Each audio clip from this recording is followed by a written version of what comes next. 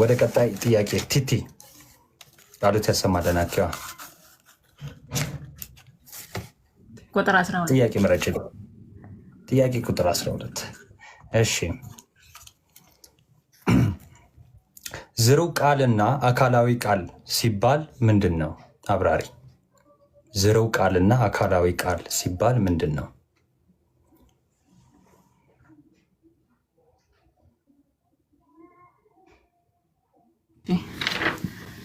ዝሩ ቃል ማለት እኛ የምንናገረው ቃል ዝሩ ቃል ነው። አካላዊ ቃል ግን ህይወት ያለው አዋቂ እኔ የሚል ማለት ነው። ልክ በዮሐንስ ወንጌል ምዕራፍ 1 ቁጥር 1 ላይ በመጀመሪያ ቃል ነበረ፣ ቃልም በእግዚአብሔር ዘንድ ነበረ፣ ቃልም እግዚአብሔር ነበረ ይላል። ቃልም እግዚአብሔር ነበረ ነው የሚለው። የኛ ቃል የምንናገረው ቃል እገሌ ነው ተብሎ መነገር አይችልም። የእግዚአብሔር ቃል ግን ቃልም እግዚአብሔር ነበረ ይላል። ያ ቃል አካላዊ ስለሆነ እግዚአብሔር ነው። በቂ ከሆነ እሺ፣ በቂ ነው። ኦኬ፣ ምትለዋለህ? ቆንጆ ነው፣ በጣም ቆንጆ። በቃ እንትን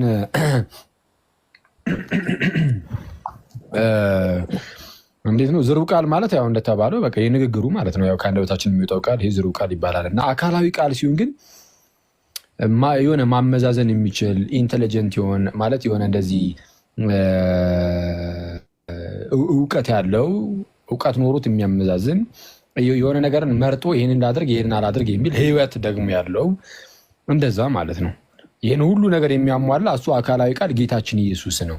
ጌታችን ኢየሱስ እንደምታውቁት ስጋ ከመሆኑ በፊት የእግዚአብሔር ቃል እንደመሆኑ ብቻ ነበር የሚኖረው ያለ ስጋ ማለት ነው። እና ያኔም የእግዚአብሔር ቃል ሲባል ቃል የሚለው ቃል ዝም ብሎ እንደው ዝርው ቃል ብላችሁ እንዳታስቡት ነው። ምንድነው? በቃ አካላዊ የሆነ ቃል ነው። እውቀት አለው፣ ህይወት አለው። ስለዚህም ዝሩ ሳይሆን የሆነ በራሱ ህይወትም ያለው ህይወትን ጭራሽ የሚሰጥም ጭምር ነው። እና ልዩነቱ እሱ ነው። ፕላስ ደግሞ አሁን ቅድም የተናገረችው ነገር አለ ቲቲ ዮሐንስ ወንጌል ምዕራፍ 1 ላይ በመጀመሪያ ቃል ነበር፣ ቃልም በእግዚአብሔር ዘንድ ነበር ይልና ቃልም እግዚአብሔር ነበር ይላል። ይህ ቃል ዝሩ ቢሆን ኖሮ ለምሳሌ የሰው ቃል እኔ ለምሳሌ የተናገርኩት ለምሳሌ ናታንም ብል አሁን ለምሳሌ ናታንም የሚለው ቃል ይሄ ከአንደበት የወጣው ማለት ነው ሰው ነው እንዴ? አይደለም። ምክንያቱም ዝርው ነው። የእግዚአብሔር ቃል ግን እግዚአብሔር ተብሏል። ስለዛ ዝርው አይደለም፣ አካላዊ ነው። ኦኬ፣ የሚኖር ህይወት ያለው ህይወትን የሚሰጥ ጭራሽ እንደውም ፕላስ ደግሞ እውቀት ያለው እንደዛ ነው። እና ያውም አምላክ የተባለ ማለት ነው። እንደዛ ነው። ጥሩ ነው። እሺ፣ ቃል ያሰማል። እሺ፣ ቁጥር ምረጥልኝ። ጥያቄ ቁጥር 20 ጥያቄ ቁጥር 20 በብሉይ ኪዳን የናሱ እባብ ለአዲስ ኪዳን ምሳሌነቱ ለማን ነው እና እንዴት ነው? ለክርስቶስ ኢየሱስ ሲሆን ያኔ የሞቱ ጊዜ ማለት እስራኤላውያን አይ ቲንክ በበሽታ መሰለኝ የሞቱ ጊዜ የናሱን እባብ ለሙሴ እግዚአብሔር የናሱን እባብ በፊታቸው እንትን እንዲሰቅል አዘዘውና እግዚአብሔር ከዛ ሙሴ ሰቀለ። ከዛ ህዝቡም ተፈወሱ። በአዲስ ኪዳን ጌታችን ኢየሱስ በመስቀል ተሰቀለና እሱን ያዩና በእርሱ ያመኑ ደግሞ ይድናሉ ማለት ነው። ከዛ በወንጌልም እንደተናገረው ሙሴ በምድረ በዳ እባብ እንደሰቀለ የሰው ልጅም እንዲሁ ይሰቀል ዘንድ ግድ ነው። አይ ቲንክ እንደዛ ብሏል ያስባሉ። እሺ፣ ጎበዝ። የናሱን እባብ ምን ሲያደርጉ ነበር የሚድኑት? ጊዜ አይ ቲንክ እሺ፣ አኪያ ምን የምትለዋለህ? ዮሐንስ 1:14 ላይ ማን ነው? ዮሐንስ ወንጌል ምዕራፍ 3 ቁጥር 14 ላይ ያለውንም ጠቅሶታል እንደሰማችሁ። በምድረ በዳ ህዝቡ አንጎራጎረና በእባብ ተነደፈ ህዝቡ እና ሊሞቱ ነው። እና ሙሴ ወደ እግዚአብሔር ጮኸ። ከዛ በኋላ የናስ እባብ እንዲሰቅል አደረገውና ከዛ በኋላ የናስ እባቡን ይሰቅልና የናስ እባቡን የሚያይ ሁሉ ይድናል። ከዛ ከእባቡ መርዝ ማለት ነው። እና አሁን በአዲስ ኪዳን ደግሞ ሙሴ በምድረ በዳ እባብን እንደሰቀለ እንዲሁ የሰው ልጅ ይሰቀል ዘንድ ይገባዋል ብሎ ጌታችን ኢየሱስ ተናገረ። በእርሱ የሚያምን ሁሉ የዘላለም ሕይወት እንዲኖረው ብሎ ይናገራል። እና ያኔ እያዩ ይድኑ ነበር። አሁን ደግሞ እያመኑ፣ ያላመነ ሰው አይድንም። የሚያምኑ ክርስቶስ እንደተሰቀለ የሚያምኑ በክርስቶስ ኢየሱስ የሚያምኑ እነርሱ ይድናሉ። እና ጥሩ ነው። በቃ ቆንጆ ነው። እሺ ሳምሶን ጥያቄ ቁጥር 5 ጥያቄ ቁጥር 5 እሺ የኤፌሶኑ ጉባኤ የመጀመሪያው ቃለ ግዘት ወይም ደግሞ አናቴማ ምንድን ነው?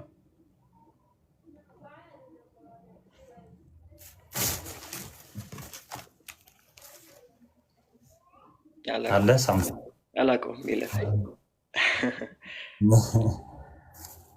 እሺ እዚህ ብዙ ተማምረነዋል። ቆይ እስኪ አንዴ ኪዩ የኮመንት አብሪ አኬ ከመመለሱ በፊት የኤፌሶኑ የመጀመሪያው ቃለ ግዘት ወይ ደግሞ አናቴማ ምንድን ነው? ከ12ቱ ማለት ነው። ኮመንት አንዴ ኪዩ ይቅርታ ፍታለው ነው አንዴ። እሺ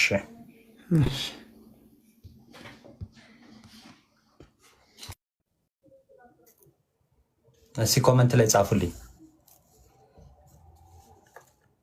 በአጭሩ አድርጋችሁ። እሺ የመጀመሪያው አናቴማ እሺ በአጭሩ እንትን ማለት እንትን ይላል።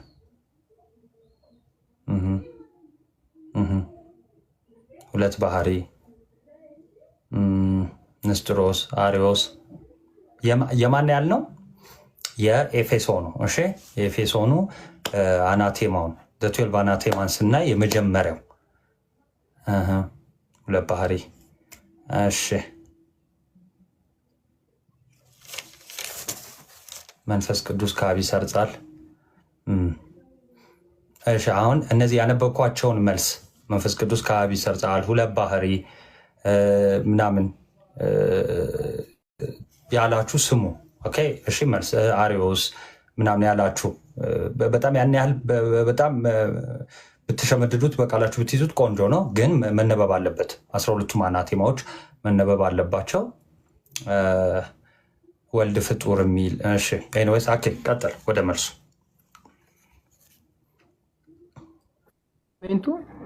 በቃ አሁን ስሙ እሺ፣ ሁላችሁም ከስር ያላችሁ እሺ።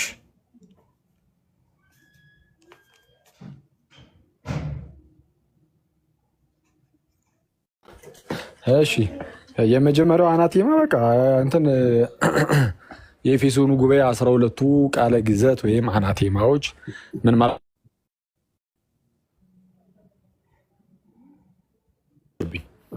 እሺ ተደውሎ ነው። ኦኬ ቃለ ግዘት ማለት ምንድን ነው? ይሄንን የማያደርግ የተወገዘ ይሁን፣ ይሄንን የማያደርግ ይሄንን የማያምን የተወገዘ ይሁን። ይቅርታ ይሄንን የማያምን ቢኖር የተወገዘ ነው።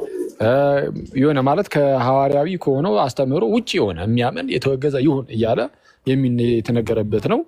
12 ናቸው የኤፌሶኑ። እነዚህ የቄርሎስ ናቸው። አስቀድሞ ቄርሎስ ነው እነዚህን 12ቱን ቃለ ግዘት የሚያስቀምጠው። ከዛን እነሱ በኤፌሶን ጉባኤ በዓለም አቀፍ ጉባኤ ደረጃ እነዚህ 12ቱ ቃለ ግዘቶች ይጸድቃሉ ማለት ነው። ትክክል አዎ ብሎ በዓለም አቀፍ ደረጃ ይሆናሉ። እነዚህም ማለት ያው ይነገርላቸዋል ማለት ነው። እና የመጀመሪያው አናቴማ ምን የሚል ነው? አማኑኤል እርሱ ፍጹም አምላክ እንደሆነ የማያምን ቢኖር። አማኑኤል እርሱ ፍጹም አምላክ እንደሆነ የማያምን ቢኖር። ለምን መሰላቸው? አማኑኤል አምላክ እንደሆነ የማያምን ቢኖር ተብሎ የተጀመረው። አንዳንድ ሰዎች እንደ ንስጥሮስ እመቤታችን የአምላክ እናት አይደለችም ይላሉ። መጽሐፍ ደግሞ ሲናገር ኢሳያስ ምን ይላል? እነሆ ድንግል ትጸንሳለች ወንድ ልጅም ትወልዳለች ስሙንም ማን ይሉታል? አማኑኤል አይደለ? አማኑኤል ነው የምትለው። ስለዚህ አማኑኤል አምላክ ነው አይደለም? አማኑኤል አምላክ ከሆነ በቃ ድንግሊቱ የምትወልደው አማኑኤል ተብሏል። ስለዚህ እሷ የምትወልደው ነው አምላክ። ስለዚህ እሷ ወላዲት አምላክ ናት። ሰው ምን ብለው ይጀምራሉ? አማኑኤል እርሱ ፍጹም አምላክ እንደሆነ የማያምን ቢኖር። ቅድስት ድንግልም ደግሞ ቃልን በስጋ እንደመውለዷ ቃል ስጋ ሆነ ይላልና ይላል። በስጋ እንደመውለዷ ቃልን የአምላክ እናት እንደሆነች የማያምን ቢኖር የተወገዘ ይሁን ይላል። የመጀመሪያው ቃለ ግዘት ይሄ ነው።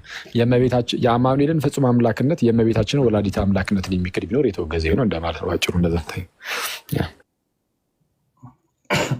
እሺ ከስር ያላችሁ ሰምታችኋል ብዬ እንትን እላለሁ። ስለዚህ የመጀመሪያው ቃለ ግዘት ወይ ደግሞ አናቴማ ምንድን ነው? አኬ እንዳለው አማኑኤል እውነተኛ አምላክ መሆኑንና እናታችን ቅድስት ድንግል ማርያም ደግሞ ወላዲታ አምላክ ወይም ደግሞ ቲዮቶኮስ እንደምትባል ማዘር ኦፍ ጋድ እንደምትባል የማያምን ቢኖር የተወገዘ ይሁን የሚል ነው። እሺ ቀጣይ ቲቲ ከስር ስትጽፉ የነበራችሁ ቅድም በቃ ይሄን አሻሽለን እናልፋለን ዛሬ ማለት ነው። ቲቲ ቁጥር 1 ስለ ክርስቶስ ስናወራ ቅድመ ስጋዌ ከምን እንነሳለን? ስለ ክርስቶስ ስናወራ ቅድመ ስጋዌ ከምን እንነሳለን? የምንነሳው ከምንድን ነው? ወይም ደግሞ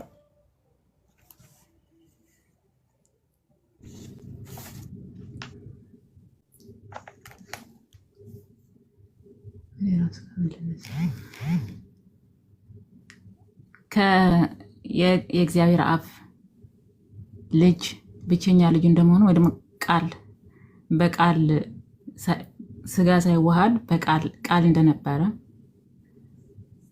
ከእግዚአብሔር አብ ጋር እንደነበረ እግዚአብሔር እንደሆነ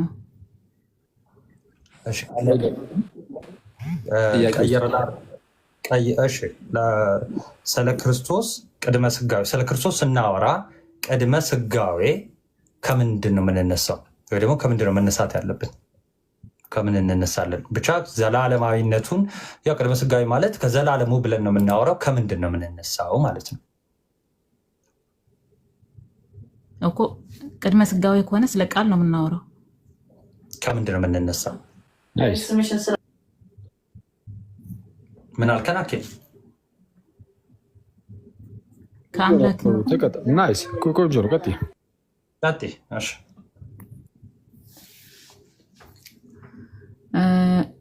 ጌታችን ኢየሱስ ክርስቶስ መጀመሪያ ቃል ነበረ፣ ያ ቃልም በእግዚአብሔር ዘንድ ነበረ። እናም ፈጣሪ እንደሆነ ደግሞ ሁሉ የፈጠረ እንደሆነ ደግሞ በዮሐንስ 1 ቁጥር 3 ላይ ሁሉ በእርሱ ሆነ፣ ያለ እርሱ አንድ ስንኳ የሆነ የለም ይላል። ስለዚህ ስለ ፈጣሪነቱ፣ ስለ አምላክነቱ፣ ስለ ቃል ዘላለም አምላክነቱ ነው መውራት የምንችለው። ስለዚህ ከምን ነው የምንነሳ? ከአምላክነቱ። በጣም ጥሩ ነው። ቆንጆ ነው። የነ ሙሊሽ ጓደኛ ነሽ? የነ ሙሊሽ የነ ኬቢ ምናምን ከይቅርታ ጋር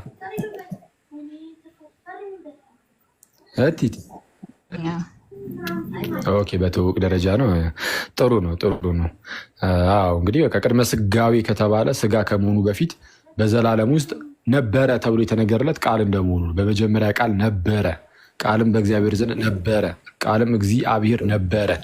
በነበረ ደረጃ የተነገረለት ቃል እንደመሆኑ ነው። ቃል ደግሞ አምላክ ነው። ስለዛ ይሄ የዮሐንስ ወንጌል በቃ እንደዛ ነው። አስቀድሞ ከስጋ ከመሆኑ በፊት ከነበረው ነው የሚጀምረው። በመጀመሪያ ቃል ነበረ ብሎ በመጀመሪያ ቃል ነበረ፣ ቃልም በእግዚአብሔር ዘንድ ነበረ፣ ቃልም እግዚአብሔር ነበረ ብሎ ስለሚጀምር አምላክነቱን እንዲይዝና ከዛ ደግሞ ወደ ሰውነቱ እንመጣለን ማለት ነው። እንደዛ ነው። ጥሩ ነው።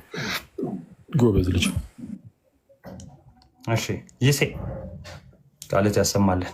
አሚን አሚን።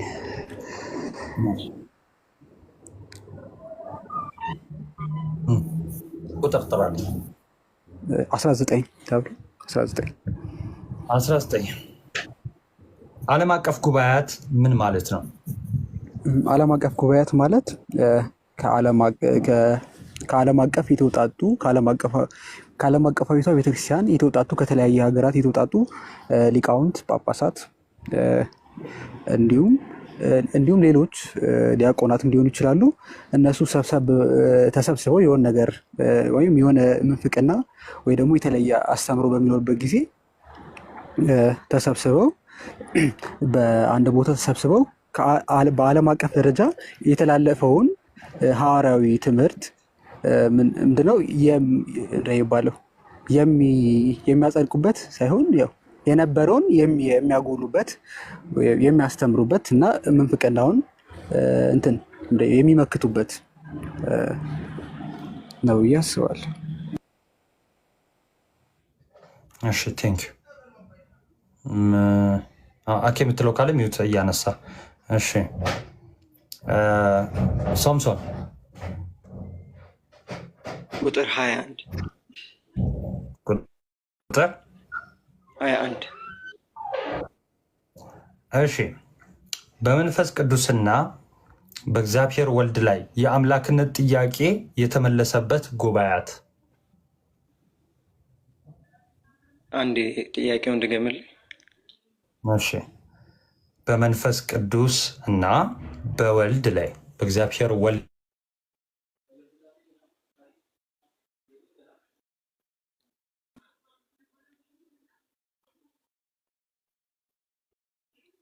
ብቻ ነው የተቋረጠው ወይስ ሁላችንም ጋር ነው? እኔ ጋርም ተቋርጧል። አሁን መጥቷል። ተቋርጬ ነበር። ተቋርጠ ነበር። በእናትህ ድገመው ስትለኝ እሺ ልድገምልህ። በመንፈስ ቅዱስ እና በእግዚአብሔር ወልድ የአምላክነት ጥያቄ የተነሳው የአምላክነት ጥያቄ የተመለሱበት ጉባኤያት።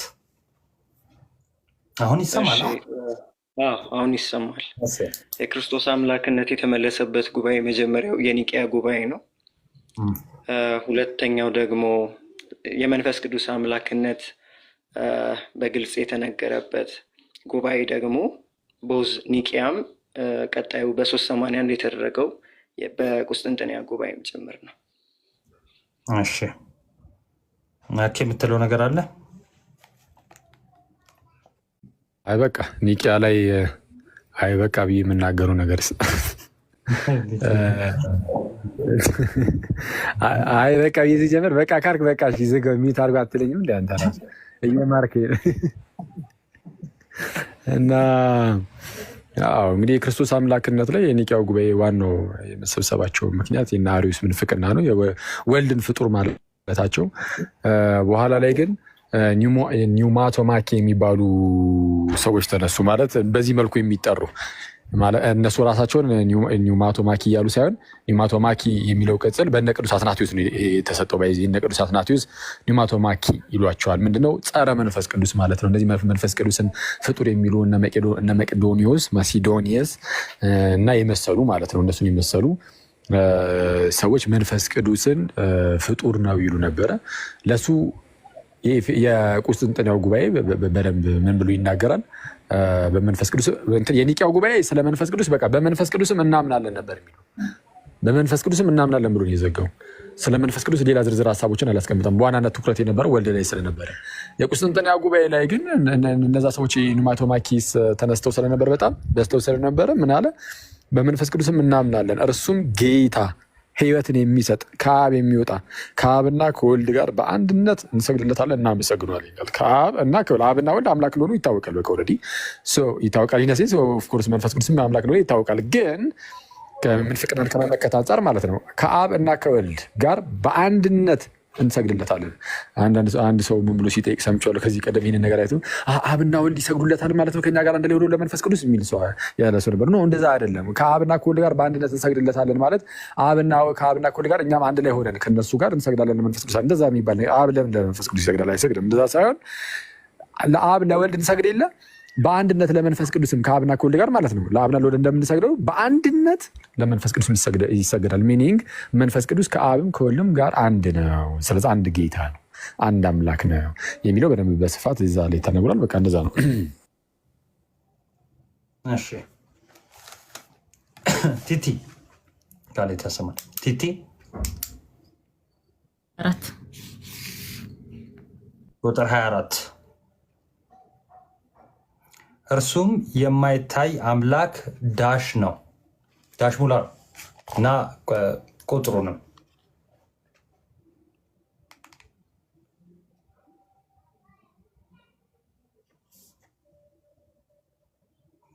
አለዋ አለ። እርሱ የማይታይ አምላክ ብለህ ዳሽ ነው። አሁን ዳሽ አለ። ይህን ሁሉ መቆየትሽ ራሱ በጣም ከቲቲ አይጠበቅም ስላለ ስቀለር እያሰብኩ ነው። ጥያቄ ልቀይር እያሰብኩ ነው። ቀየረባት። ግን ምን ነበር ያልሽው? አምላክ ምሳሌ ነው። ስንት ላይ ነው ያለው? በታች ላሉት ማለት ነው። እሺ ችግር የለውም። ጥያቄ በራሴ ስልጣን ነው የምቀይረው። እሺ በራሴ ስልጣን ነው የምቀይረው። ቁጥር ላስጠራሽ ወይስ እንደዚሁ? የቱ ይሻልሻል? ምርጭ። እሺ ልዩ አካልና ልዩ መለኮት የሚለው ንግግር ኦርቶዶክሳዊ ነው ወይስ አይደለም? ሚዩታንሽ የተለየ አካል የሚለው ኦርቶዶክሳዊ ነው። ልዩ መለኮት የሚባል ግን ኦርቶዶክሳዊ አይደለም። ማለት የተለየ አካል ማለት እንችላለን በምስጢረ ሥላሴ ላይ። የተለየ መለኮት ግን የለም፣ አንድ መለኮት ነው። እሺ እነዚህ ልጆች በጣም ነው ደስ የሚሉት። አሁን ክርስቶስ በሚያውቀው አላውቃትም ቲቲ የምትባሏን ግን አሉ የሆነ ሙሉሽ ምናምን ኬቢን እንኳን ታውቃታለች። ሙሉሽ እዛው ቴሌግራም ላይ ብቻ ነው ያለችው እና በጣም በቃ በጣም ጎበዞች ናቸው፣ ያስታውቃሉ እና ደስ ይላል። እንደዚህ ቶሎ መለየቷ ራሱ ማለት ነው። ልዩ አካላ ልዩ መለኮት የሚባል ነገር አለ ስትል ግራ ሊያጋባ ይችላል፣ ግን ስለምታውቁ አስተምሩን ወዲያው ነው ጭንቅላቷ ክሊክ የሚያደርገው እና ጥሩ ነው። በጣም ደስ ይላል። አካል ላይ ልዩ አካል አለ። ሌላ አጽናኝ ልክላችኋል ሲባል ለምሳሌ መንፈስ ቅዱስን ከአካል አንጻር ነው ሌላ የሚባለው። ለአካል ሌላ ልዩ ተብሎ ሊነገር ይችላል። ለመለኮት ግን ልዩ መለኮት ወይም ሌላ መለኮት የሚባል ነገር የለም። ምክንያቱም ያለው መለኮት ስንት ስለሆነ በቃ አንድ ብቻ መለኮት ስለሆነ አካል 3 አካል ነው። አንዱ አካል እንኳን አንዱን አካል አይደለም። ስለዛ ልዩ አካል ሌላ አካል ተብሎ ሊነገር ይችላል። መለኮት ላይ ግን አንድ መለኮት ብቻ ስላለ ልዩ መለኮት ምናምን የሚባል ወይም ሌላ መለኮት የሚባል የለም። በቃ መለኮት አንድ ነው፣ አምላክ አንድ ነው፣ ሌላ አምላክ የሚባል የለም። እሺ እንዳይዘረግፋችሁ ላውራ እንዳይጠናችሁ ሆስት ዝም ሲል ቤቱን እየተጠቀማችሁበት ይመስለዋል። ለዛ ነው። አይ በቃ ይሄን ያህል ካወራ ይበቃል። ቀጥል። እሺ እሺ ይሴ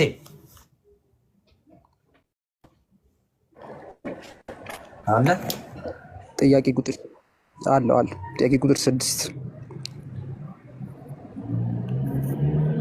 እሺ ዝም ብለህ አዳምጥ። ጥያቄ ቁጥር 6 አንድ ውህድ ባህሪ ስንል ልብ በል። አንድ ውህድ ባህሪ ስንል ተዋህዶ በምንና በምን መካከል ነው? አንድ ውህድ ባህሪ ሲባል በመለኮትና በስጋ መሀል ነው። ግን አንድ ነው። አንድ ማለት አንድ ባህሪ ነው። አንድ ውህድ ነው። ግን ያ ባህሪው የተዋህደው ባህሪ የመለኮትም የስጋም የቃልም የስጋም የመለኮትም የሰውም ባህሪ ነው። ግን አንድ ባህሪ ነው። ወይም አንድ ነው። አንድ እንደሚባለው አንድ ባህሪ ነው። ሁለት ባህሪ ሁለት አካል አይደለም። አንድ ባህሪ ነው። ግን ያ ባህሪው የመለኮትም የስጋም ባህሪ ነው። ማውራት ይጠበቅብኛል። ስለዚህ ተዋህዶ በምንና በምን መካከል ነው የሆነው? በተዋህዶ በስጋና በቃልና በስጋ መካከል እንደዛ መካከል እንደዛ ይመስለኛል። በስጋና በቃል እሺ ኦኬ። ተዋህዶ በስጋና በቃል መካከል ነው። ያው እንግዲህ ውህደት እንደዛ ነው። ቃል ስጋ ሆነ ነው። ይሄ ነው ውህደት። ቃል ስጋ ሆነ ነው። ቃል ስጋን የራሱ ያደረገበት ስጋን ከራሱ ጋር ያዋሃደበት ምስጢር ነው። ቃል ከስጋ ጋር ተዋህደ። የተዋህደው ባህሪ ነው። የስጋን ባህሪ ይነሳና ይዋሃዳል ማለት ነው። እና በአጭሩ እንደዛ ነው። ሂዱ ቀጥሉ። የዚህ ጫጫታ ስላለ ቀጥል። ሳምሶን ጥያቄ ቁጥር 23 እሺ ቆይ አንድ ከማንበብ በፊት እናቱ በዚህ ሁሉም በጣም እዚህ ጋር የሚጠየቁ ልጆች ሁሉ በጣም ጎበዞች ናቸው። ክርስቶስ በሚያውቀው ማለት ነው። በጣም ጎበዞች፣ በጣም ደስ የሚሉ የሆነ የለም በጣም ደስታን ራሱ ይፈጥራል ውስጥ ክርስቶስን እንደዚህ እንትን ሲሉ ማለት ነው። ቅድም ቲቲን እንደዛ ያልኳት ሌላ እኔ ጓደኞች ስላሉኝ ነው። እዛ ሙሉሽ የምትባል ጓደኛ አለችኝ እና እሷ ተዘብ ላይ ነው እና እሷን ለይቶ ጎበዝ አላት እንዳትሉ ደግሞ እንጂ ማለት ሁላችሁም የምትገርሙ ክርስቶስን በጣም ደስ ይላል። ጌታ በነገር ሁሉ ደግሞ ይርዳችሁ። ቀጥል። ቁጥር 23 እሺ ቁጥር 23 ማንም እንዳይመካ ከስራ አይደለም የሚለውን ጥቅስ አብራራ። አክቹዋሊ ጥቅሱን ላነብልህ እችላለሁ። ኤፌሶን 2:9 ላይ የሚገኘውን ላነብልህና እሱን እንትን ትለዋለህ። ቆይ ላነብልህ። ሰማላ አለዋ። እሺ ማንም እንዳይመካ ከስራ አይደለም። ኤፌሶን 2:9 ሰው ጥቅሱ ነው ማብራራው። ማንም እንዳይመካ ከስራ አይደለም የምትለው ማንም እንዳይመካ ከስራ አይደለም ምን ማለት ነው?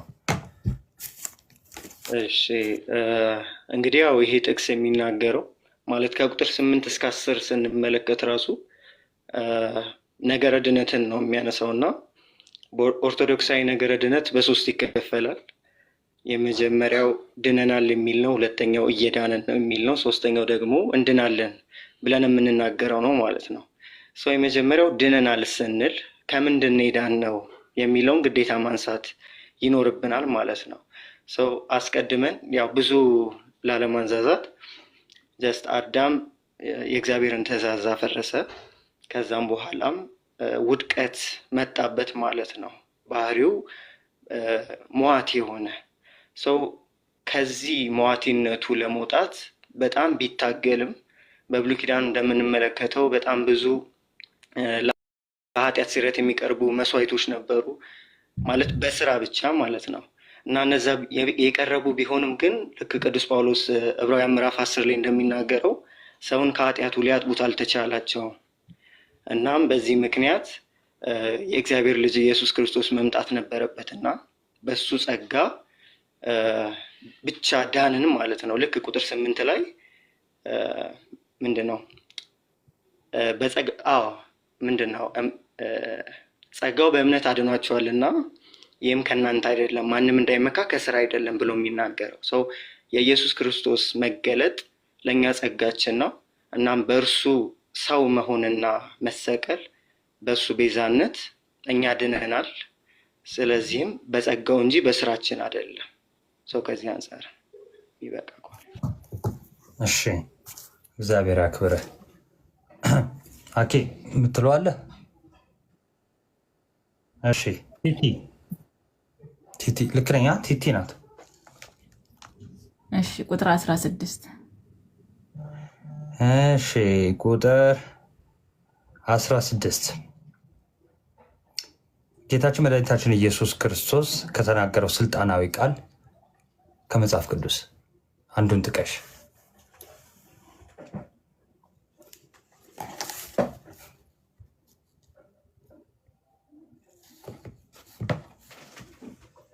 ሚውታንሽ ቲቲ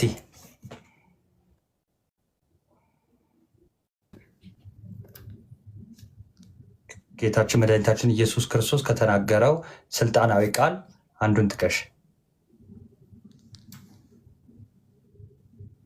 እንዴት ነው ስልጣናዊ ቃል? ግልጽ አድርገው እስኪ አንዴ። ስልጣናዊ የሆነና ያልሆነ ቃል አለው እንዴ? አይ የለውም። ታላቅ የሆነ ቃል አንዱን ጥቀሽ ነው። ስለ አምላክነቱ አሁን ካብራራሁት ወደ መልሱ ነው የሚሄደው።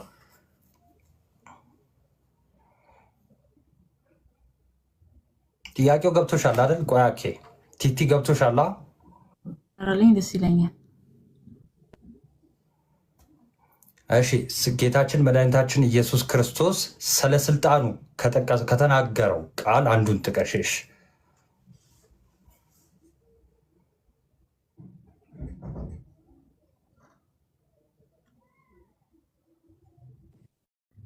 እኔ ህይወት እና እኔ ትንሣኤና ህይወት ነኝ።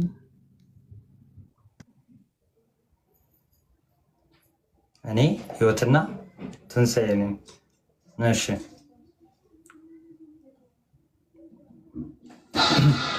ጨረሽ? እሺ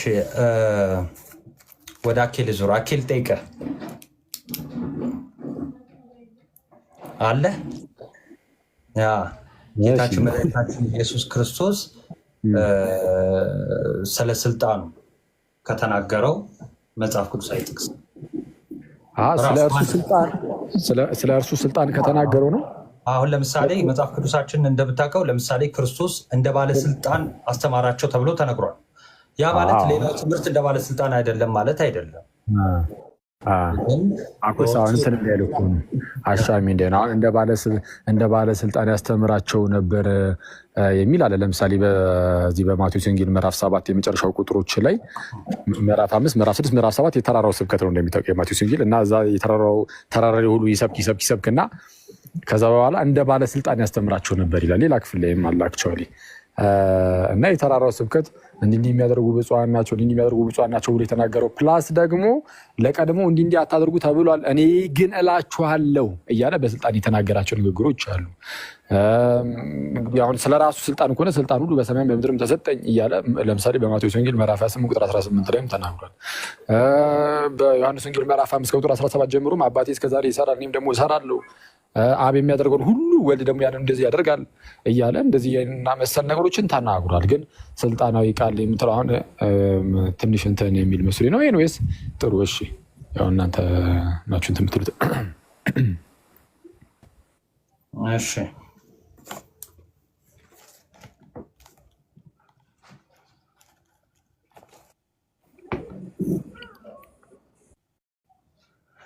እሺ 5 ጥያቄ ተጠይቀዋል። ኪዩ ግን አንዳንድ ጥያቄ በጨምርላቸው ደስ ይለኛል፣ በራሴ ምርጫ ማለት ነው። አላችሁ ተጠይቀዋል፣ ነጥብ ለመያዝ እንዲመች አለው። ናትዬ ይሰማሉ? መንገድ ላይ ድራይቭ እያደረኩ ስለሆነ ነው። እሺ ለመለያ ነው። አዎ በቃ እንደዛ ማድረግ ይቻላል። ያው ከ6 ሰው ነበረ ውድድሩ ላይ መሳተፍ የነበረበት። 3ቶቹ ዲስኳሊፋይድ ስለሆኑ ነው፣ ያው መጠየቅ ስላልፈለጉ ነው ማለት ውድድሩ ላይ መሳተፍ አልፈለጉም። አሁን ከ3ቱ ደግሞ ከዚህ በፊት እንዳደረግነው 6 ሰው ነበር የምንመርጠው። ከነዚህ ደግሞ ከ3ቱ 1 ሰው ነው የሚወጣው። ውጤታቸው አንተ ጋር ስላለ መለያ ጥያቄ ይዘጋጅና ቀጥል መስል። እሺ ይሴ ዮሐንስ ወንጌል ምዕራፍ 1 ላይ በመጀመሪያ ቃል ነበር ተብሎ የተጻፈው ለምንድን ነው? ምክንያቱም ቀጠል አድርጎ ሁሉም በእርሱ ሆነ ይላልና በመጀመሪያ ቃል ነበር ማለቱ ምንድነው? የሆነ ከጊዜ በኋላ የመጣ ወይም ደግሞ ምንድነው መጀመሪያ የሌለው መሆኑን ለማመልከት ነው። መጀመሪያ ቃል ነበር፣ ስለዚህ የነበረ ነው እንጂ የሆነ ታይም ላይ የመጣ አይደለም። ለዛ ነው ቀጠል አድርጎ ቁጥር 3 ላይ ሁሉም በእርሱ ሆነ ይላል። ስለዚህ ከዛ በኋላ ተፈጥሮ ሊሆን ይችላል ሌሎች ነገር በእርሱ የሆኑ ወይም ከጊዜ በኋላ የመጡ ናቸው። እንዲሁም ደግሞ ቀጠል አድርጎ ቃልም ስጋ ሆነ ይላል። ቃልም ስጋ የሆነው ከሆነ ከጊዜ በኋላ ነው፣ ላይክ ከእመቤታችን ሲወለድ ምናምን እና የእሱን በመጀመሪያ ቃል ነበረ የሚለው ቨርስ የሚያመለክተው እንትን ይሄ እንደሚባለው ቅድመ ዓለም የነበረ ላይክ የሆነ ገደብ የሌለው መሆኑን ለማመልከት ነው። እሺ ሳምሶን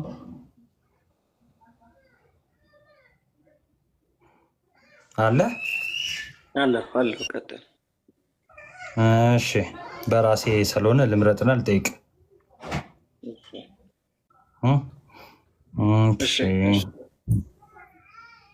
ከክርስቶስ ጋር አንድ የምንሆንበትን ጸጋ እግዚአብሔር በምን በኩል ነው የሚሰጠን?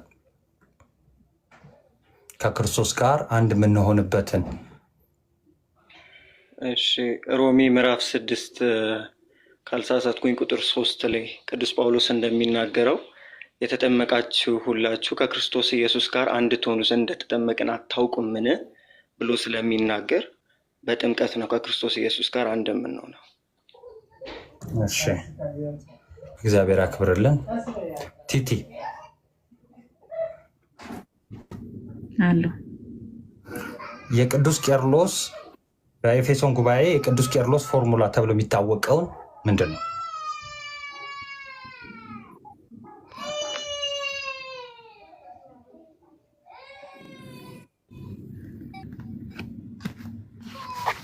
የቅዱስ ቄርሎስ ፎርሙላ የሚያፌስት ምናምን ነው። እሱን ያላውቅም። ቲኤስስ በአማርኛ በጌተኛ በግሪክም ትችላለች። በሶስቱም አስተምሯል ከዚህ በፊት ፎርሙላውን ማለት ነው። ሲሪል ፎርሙላ የሚባለው።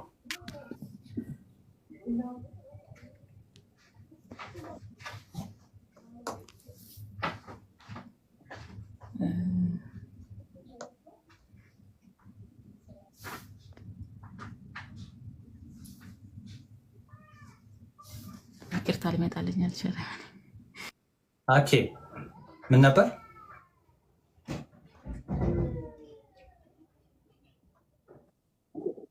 እናቱ ከቨር አድርጊልኝ። እሺ ኮመንት ሲያብሩ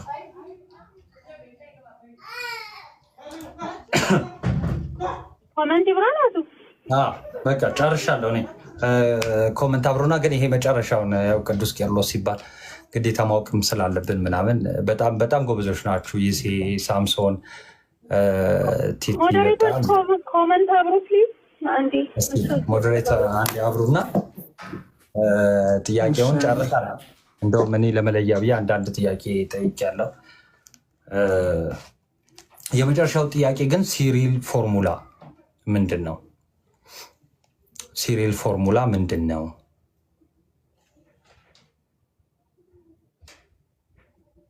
እስኪ ኮመንት ላይ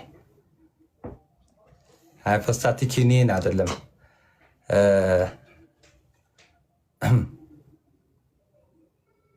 አይደለም። በጣም በጣም ጎበዞች ናቸው በእውነት እግዚአብሔር ያበርታችሁ። ደግሞ እሺ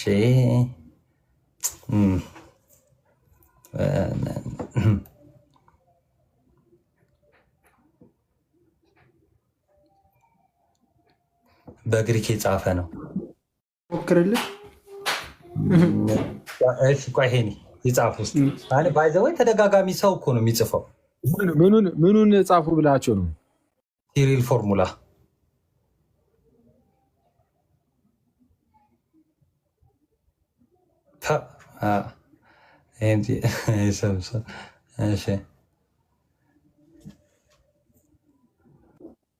ቢጠፋብኝስ በጌታ ስም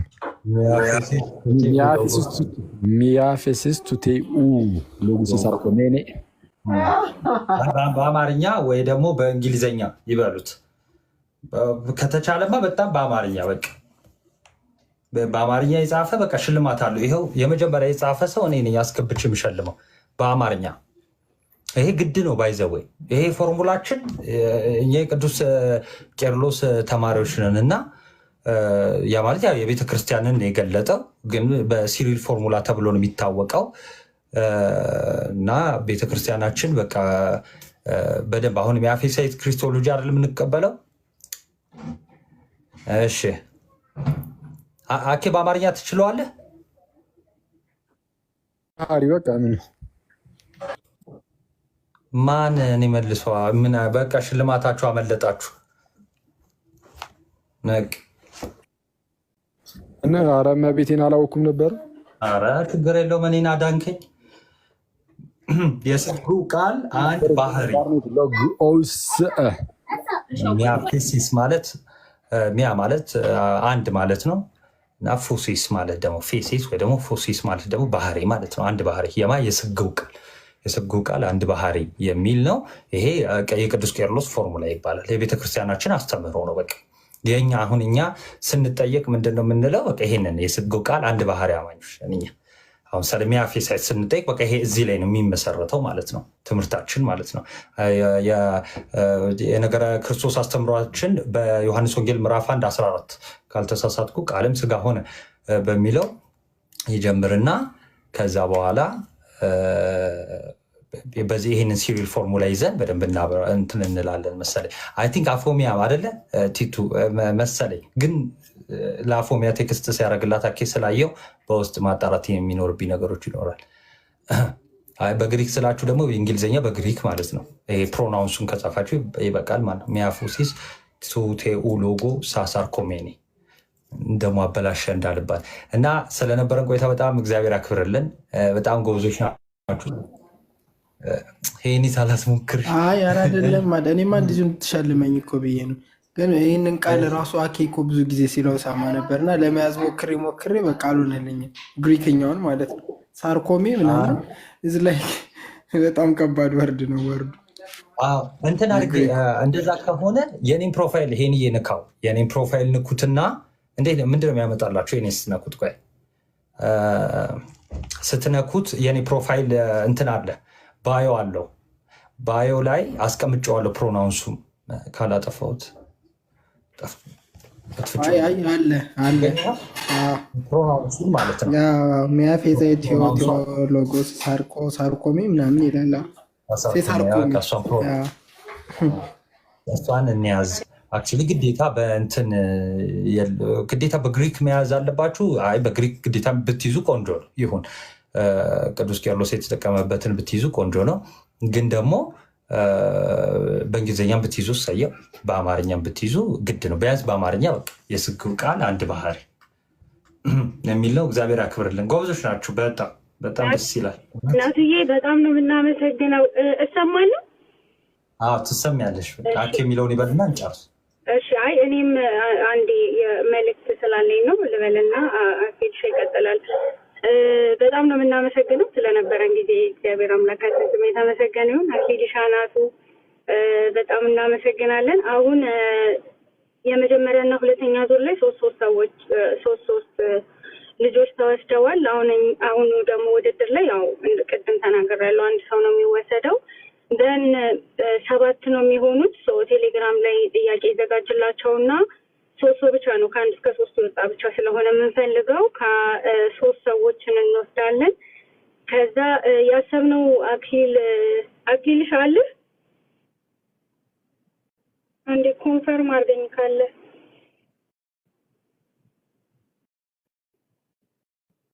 እሱ ቤት ነበር ያሰብነው ለዳግማይ ትንሣኤ ከ1 እስከ 3 የሚወጡት ልጆችን ማለት ነው። እና ቢኖርና እንዴ ኮንፈርም ቢያደርገኝ አሪፍ ነበር። አክሊል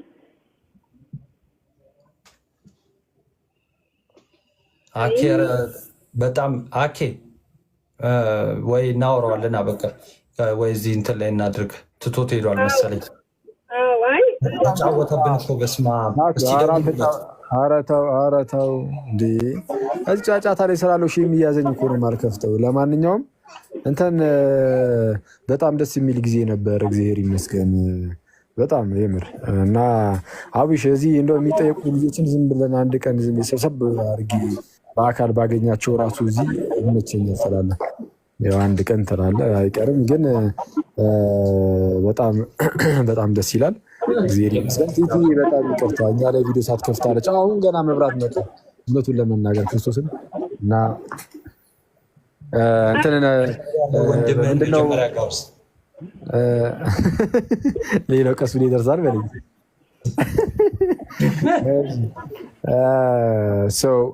መጨረሻ አሁን ከአሁን በኋላ ያለው አንድ ውድድር ይቀራል። ምንድነው እሱም በቃ የማጠቃለያ ሽልማት የሚሸለሙበት ቀን ምናምን ማለት ነው። እዛው ተወዳድረው እዛው አሸናፊ ሰዎች ከ1 እስከ 3 የወጡት ሽልማት የሚሸለሙበት ቀን ይመጣል እና እሱ እኛው ቤት ነው፣ እኔ ጋር ነው የሚሆነው። በጣም ደስ የሚል ነበር። እግዚአብሔር ሁላችሁም ያክብራችሁ፣ ያበረታችሁ፣ ይርዳችሁ። ልክ እንደዚህ እኮ ኮንፈርም ነው እንዴ? ለዳግማይ ትንሣኤ ይመቻሃል? አንተ ቤት ከ1 እስከ 3 የሚወጡት ናይስ፣ ይቻላል በደስታ እንደውም ጥሩ ነው ቀኑ። ኦኬ በቃ ስለዚህ ማስታወቂያ ይቻላል። እዚህ ያለም ሰምተዋል ማለት ነው። ማስታወቂያ ስሩ። እኔ ራሴ ማረሰርች ነው የምገባው። ዛሬ ጥያቄና መልስ ውድድር አለ ኑ ብዬ ነው የምገባው። እንድች ብላችሁ እንዳታስቡ። እንትን የምንድነው ስሙ የሆነ ላይቭ ላይ እየተገባ በሚጮህበት ዝም ብሎ አሉባልታ በሚወራበት የማይረባ ነገር እንደው ልብን ዝቅ የሚያደርግ ነገር በሚነገርበት በዚህ ወቅት ላይ እንደዚህ እየተሰባሰባችሁ ጥያቄና መልስ ምናምን ማድረጋችሁን በጣም ነው የምወደው። ብዙ ሰውም ሊወደው የሚችለው ነገር ነው እና እግዚአብሔር ያክብርልን። ያዘጋጃችሁትም ሰዎችም ሁላችሁም ቴንኪው። ጌታ ያክብራችሁ። አሜን አሜን። አክሊልሻ እናመሰግናለን። መልካም ይሁንላችሁ ሁላችሁ። እናመሰግናለን ብሮስኪ ናቱሻ ሁላችሁም ኪየም ረጅም ሰዓት ስፔንድ አድርገሽ እንትን ስላልሽ እናመሰግናለን። ቀጣይ አክሊል ጋር ነው የሚሆነው፣ እዛ እናደርጋለን።